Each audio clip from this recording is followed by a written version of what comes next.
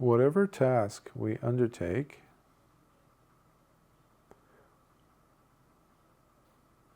must have an equal balance of intention, attention, which involve dedication, selective thinking, therefore involvement, commitment, but also strategies. For that we need information. Not just any information, but information that is specifically targeting that thing, whatever it is that you are on a mission to accomplish. It could be something as simple as pouring yourself some tea or coffee in the morning, or going to the grocery store, this one versus that, buying this item versus that.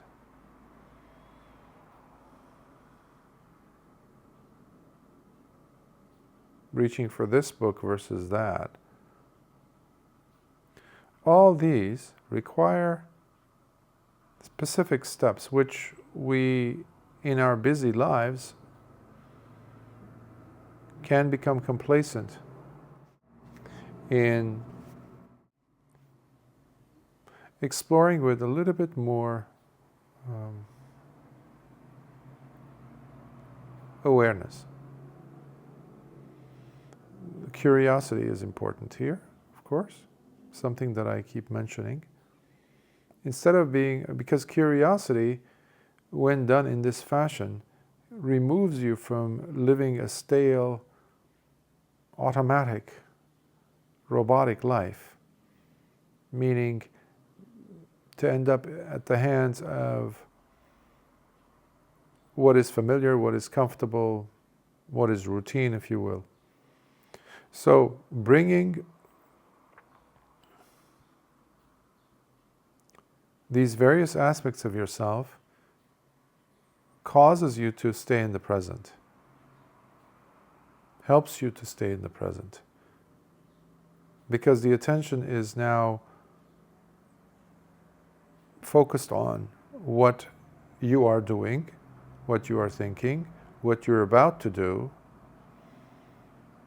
which the Buddha used only the one word, sati, mindfulness.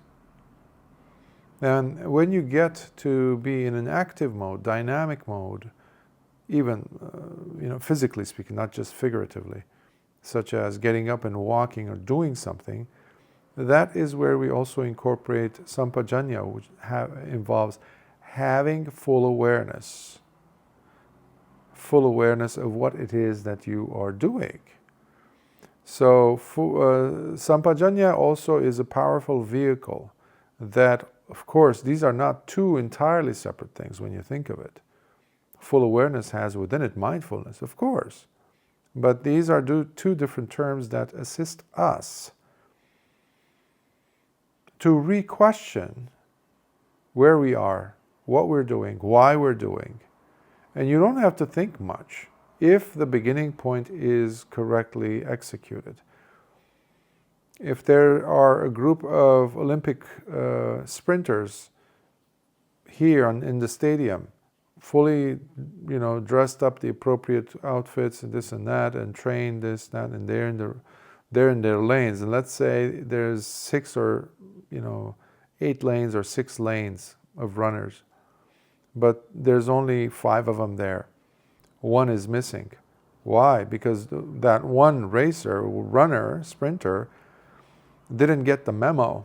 He's on a different field somewhere else, in his lane, but on a different track, at a different stadium altogether, maybe in a different country, but dressed up nevertheless in the right outfit, trained beautifully, ready to go at the right time, but he's looking around, where's everybody else? I'm by myself. So this is what's happening with a lot of us. So situationally, we are not at the, we don't have all the right data inputted or placed we're not working with the correct pieces of information. Information here is, I'm referring to, as I said, is the attention there? The intention, is it there? These are key. And also, how is the feeling oriented? What are your perceptions about this? That person over there on the other side, in the different country or different stadium, did not have the right perception. He had the right intention, right attention. I'm in my lane. I'm dressed up with the right shoes. Dedication is there, but there's some very, very important basic, in fact, information missing. Because the person is not connected to their feeling. Feelings are very important. In fact, I want to use a different aspect of feelings here. Moods. The mood, the general mood that the person is in, we are in. We usually take it for granted, our moods. We have to stop doing that. But this is how we have functioned. How? With asati, meaning the opposite of mindfulness, while being on the automatic pilot, if you will. Just going by routine. This is when we drop into complacency, when we see something good, when we even put down in writing that, yes, I'm going to dedicate myself to this. You make a verbal commitment, but you don't live up to it. You don't follow it through. Why? Because there is a general underlying undercurrent theme. And that theme happens to be our mood, which we are slaves to. Now, that might be perhaps for some people a sense of loneliness, a general malaise, or ennui, or some type of boredom or annoyance. Sometimes we are generally annoyed and we don't know eventually why we suddenly got triggered and we're yelling at something, or to the computer, or we're drifting into anger-induced or anger-involving memories, experiences, or the news. This is why a lot of people fall back into the same type of news that they enjoy listening to, watching. This is where they are able, AI even is able to detect, predict, based on the pupils' movements, your eyes' movements, because there's cameras. You don't need to have 3-4 cameras there on your phone, If you're taking a picture with one of them, 3 of them are actually taking pictures of you. People don't notice that. They just want to get the new iPhone or new Samsung or something, thinking, oh, it's the newest, top of the line. Yeah, but it's not serving you. It's serving the people that you actually are paying for. You use that. So there's a lot going on, but the clue to that is linking up your awareness to your general mood. What is the mood? What is the feeling? So here is where we need to question our moods, which we don't do. We just don't do that. And the most driven among us are the ones who go ahead and generally speaking, the majority of people practicing meditation, they are thinking in terms of the intention, the goal, the idea. In the Dhamma, it's called nimitta, or signs. The sign of, let's say, a goal. It could be a goal, it could be an image, it could be an image of you attaining that goal, a statement, writing notes to yourself on post-it notes, or goals for the day, tasks, etc. All these are necessary, yes. They help and are helped by the attention we give to them, but you can easily get wobbly in your attention giving. What I mean by that is, if you focus only on the goals and not look at the way you're feeling right now as you're pushing yourself towards the goal, meaning, are you looking at the mood? Are you questioning the mood? Your mood. We're not talking about anyone else's. And this is where there's a commotion, there's a fight, there is a schism, there's a clash that happens. Even when you're doing something good. This is why a lot of people get ready to go to bed at night, let's say, or they want to rest, but they make that their mission. They get, they're taking that general mood or that state of feeling, however they're feeling, maybe it's augmented or pushed by, tomorrow morning I have to go and I have to get ready early, I have a meeting, I have a job interview, So the only hurdle or the only thing that's stopping in the way is time, how I spend that time. And that time has to be spent with resting. Okay, so rest is the major bridge here. So, okay, mission. Well, that's not how it works. Because the general mood, the mood that you have at that moment is that of anxiety and restlessness. Totally non-conducive to falling asleep. That's why people need to get sleeping pills or need to tranquilize themselves somehow.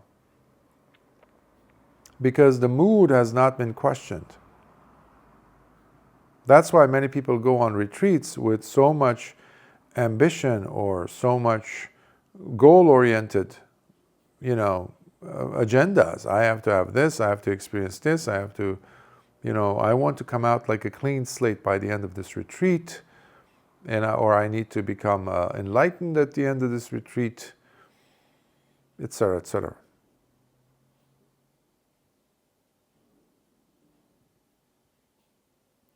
So don't be afraid to question your feelings. So here I'm using a bridge between the word or definition for that state as mood versus feeling. Either way you start, it's actually, you can anchor yourself in the moment. Because how you feel, yes, it tells us a lot about where you are mentally, but also it tells us how associated or how disassociated you are with that which you're doing.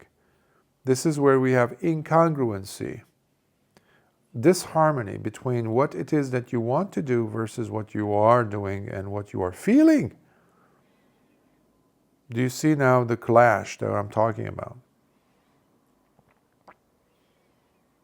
Even doing something good will become something that you do it out of spite. Something beautiful that you wanted to do, you had it on your agenda, you dedicated a portion of your time, energy to executing it, to doing it. But it might have been a single thought or something lingering, maybe a memory or something that happened 2 days, 3 days ago, but it's still lingering on. And what that does is that it's very similar to the light, let's say stovetop gas. And there's still, even though the gas or the fire output is not that strong, but it is still there, and the casserole or the bowl of water, or whatever it is that you had on 3 days ago, it's still simmering. You thought that it was, you turned it off, but you hadn't. But how would you leave it on? By not being aware of your mood. That's the mood I'm drawing similarities to, the simile for.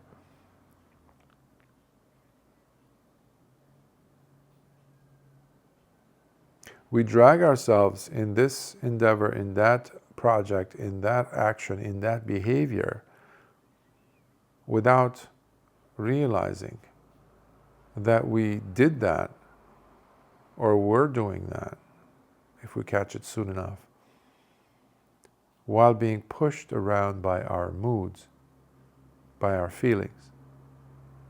So for that, to bring the sprinters together into one stadium at the same time for the same race, you need to make sure whether the attention is there, intention is there, but your perception, your feeling are all present as well. They have to be.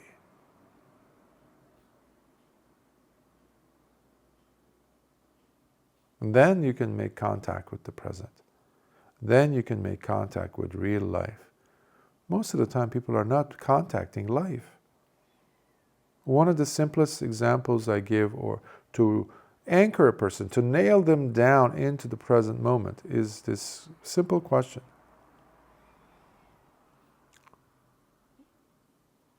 What would you do if you found out that the world will end in 1 hour?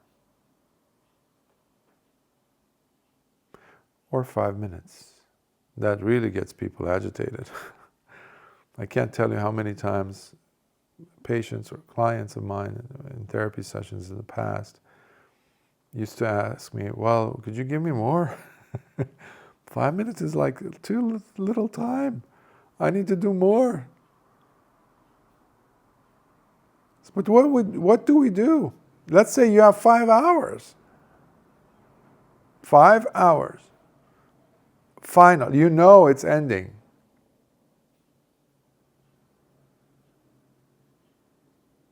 Now, guess what happens? Magically, every one of those factors line up beautifully. You're like laser sharp. With your intentions, attention,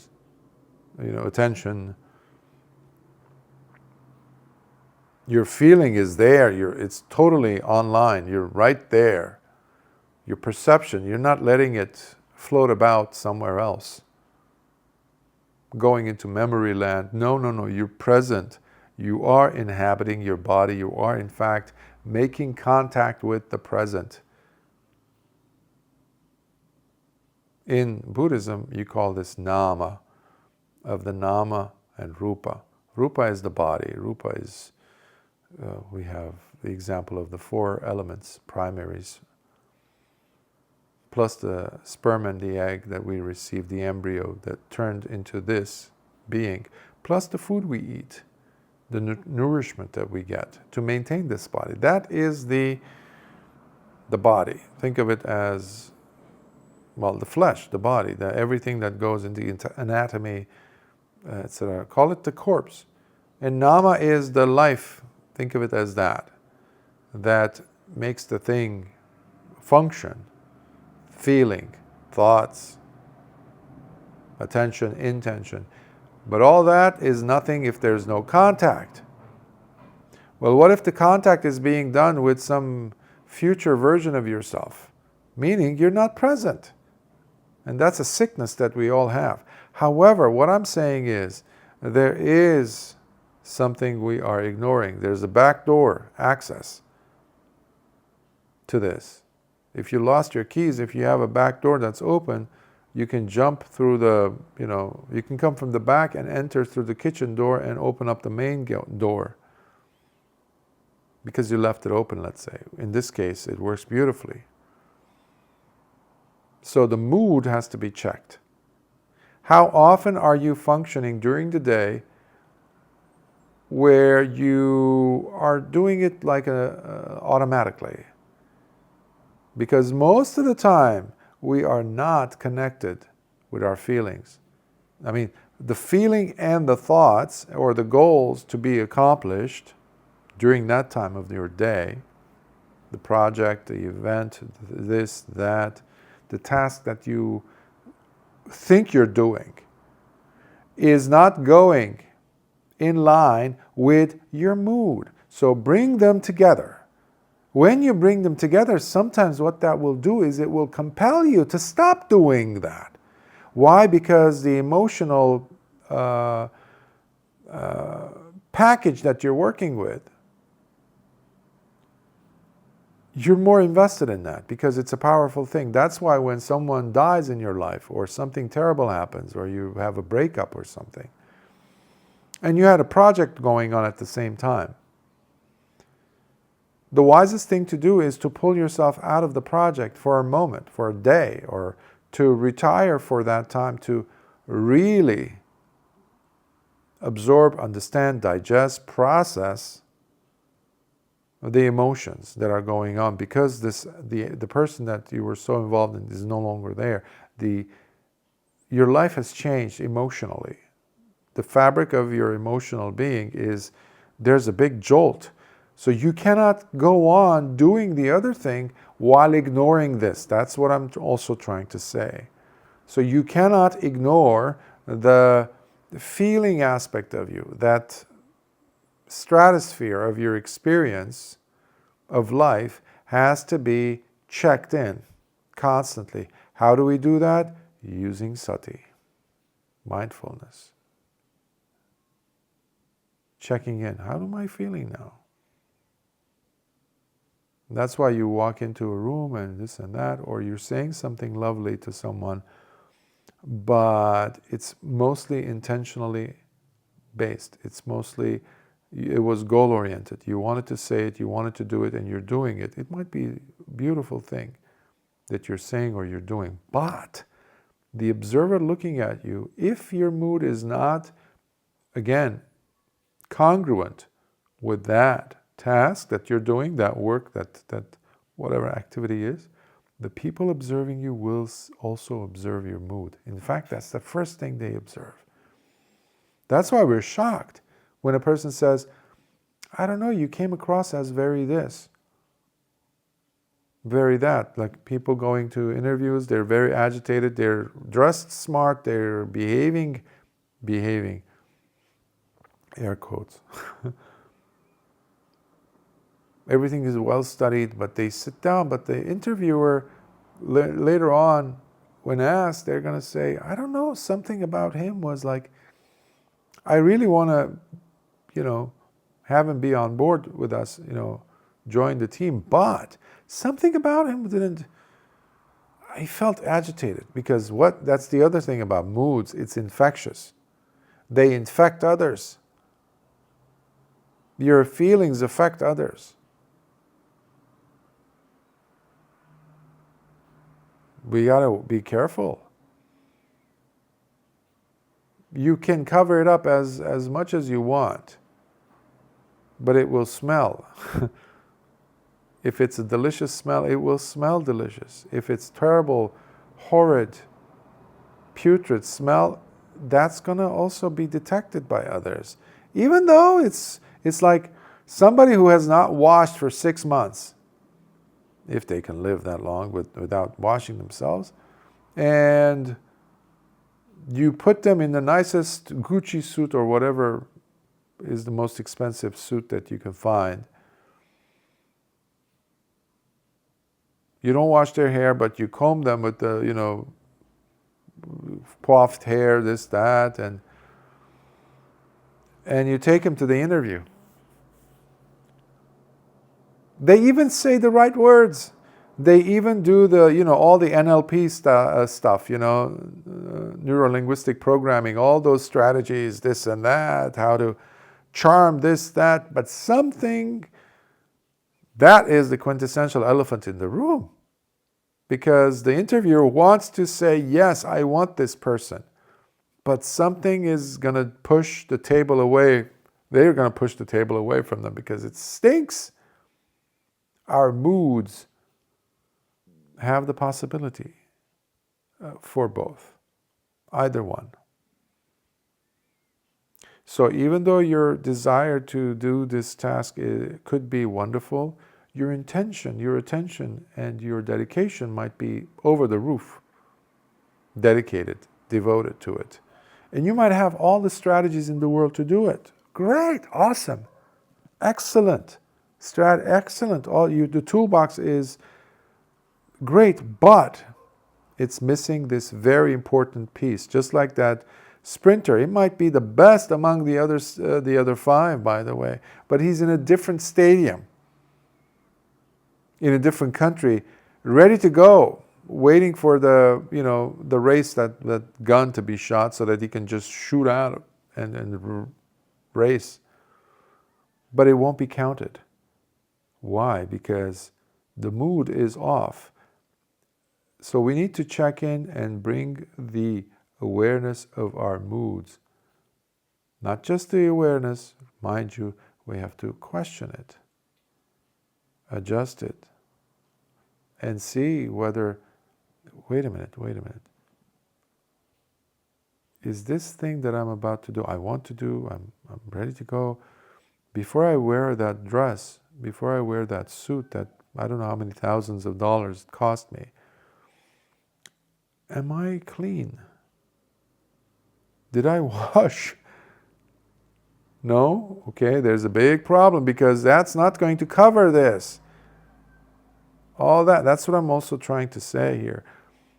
If we do not check our moods, we're going to get ourselves in trouble with ourselves and with life. And we're going to say, I don't know what happened. Well, what happened was that there was a disconnect. I'm encouraging you to reconnect. So it's not enough to have high ideals, high goals. It's not enough to have the means how to achieve those goals. It's not enough.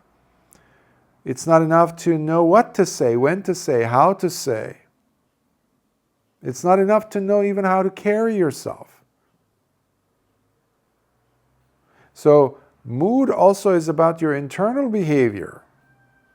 If you're not aware of it, you're in trouble, because it's not in harmony. It's like having a beautiful chorus singing or choir singing, but there's that one person over there that's singing off key. It ruins the whole thing.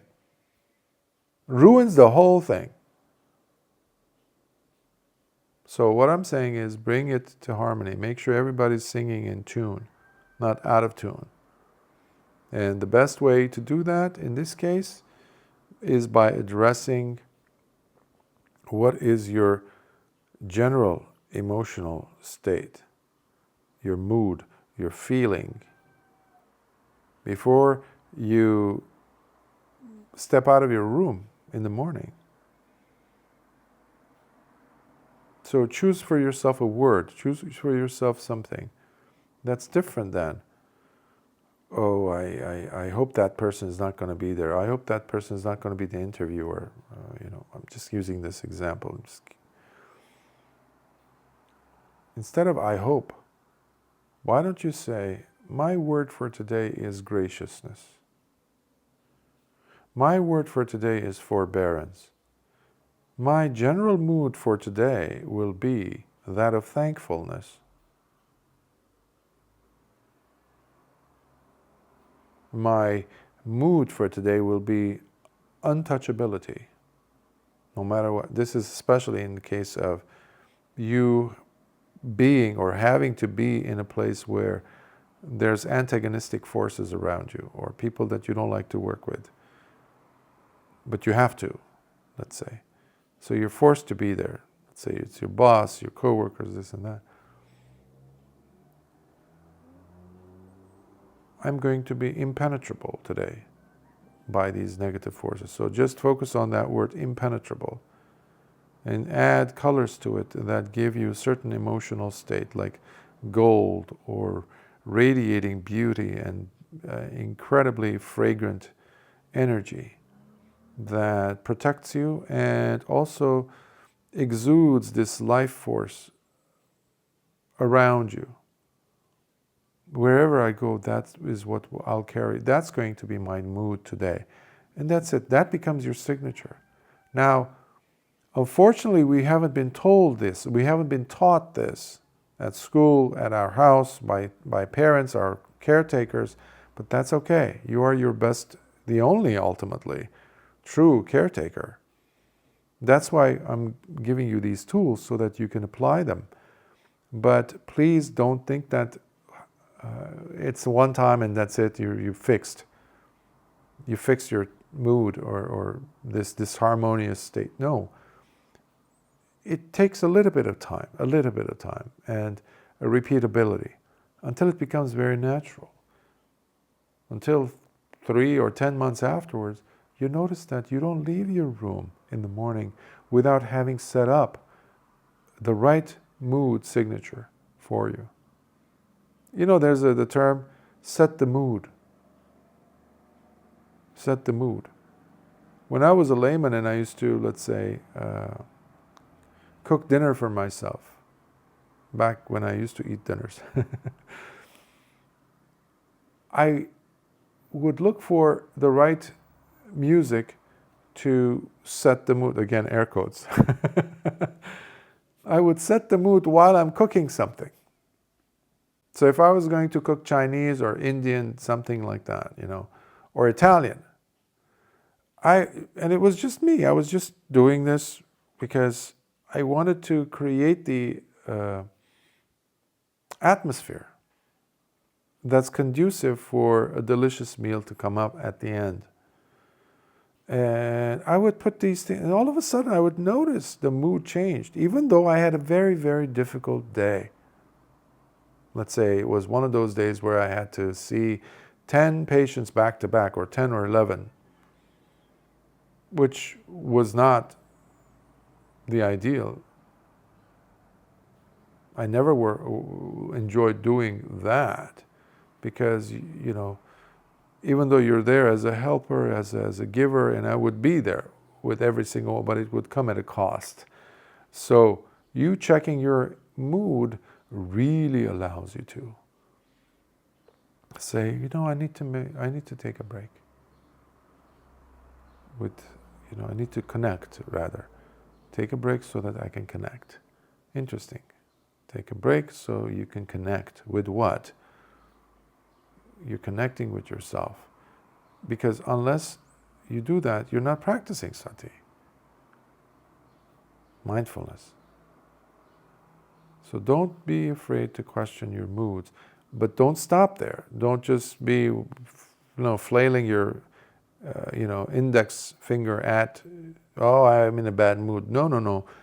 You just have to detect it and then bring about a more helping, loving, more affirming, more fruitful, joyful, colorful mood invite that in. It's your right, You have to do that to live a happy life, to live a life that is in the present. But life that is in the present can be a terrible ordeal if the ground you're standing on, the mood ground, here in this case, is one that you despise. So let's change that. The moment you detect the mood, change that to the positive. But it's not positive psychology here. Again, you have to feel that. Maybe an image, maybe taking literally a time out. Go outside and look at the sun for a few seconds, or be in the sun for a few seconds. If you have the luxury, take off your shoes, your socks, and stand on grass, if there is one around you. The lawn, the yard, somewhere. Ignore the people around you. Or close your eyes, just sit down in a safe place, not while you're driving. Be with yourself and say, what mood am I in? Honestly, I'm sad. Okay. Don't go exploring why you're sad. Although it helps, especially when you have time constraints. Say, what would I like instead? The moment you detected it, you're sad, but don't ignore the sadness. What would I like to have happening in me instead? Oh, I think I want to laugh. I want to be happy. I want to feel playful. Okay, open your eyes, look around you. Is there anything that can conduce that playfulness? Maybe there's a child playing somewhere. Maybe you could see the horizon. Maybe you could see the ocean. Maybe you could see a picture of the ocean. A daisy, or a picture of a daisy, a flower, a beautiful flower. already you're working towards that mood, by the way. You've left the sadness mood behind. So it's a matter of tweaking and connecting with yourself. So I hope this is going to be useful. Sukhiyot.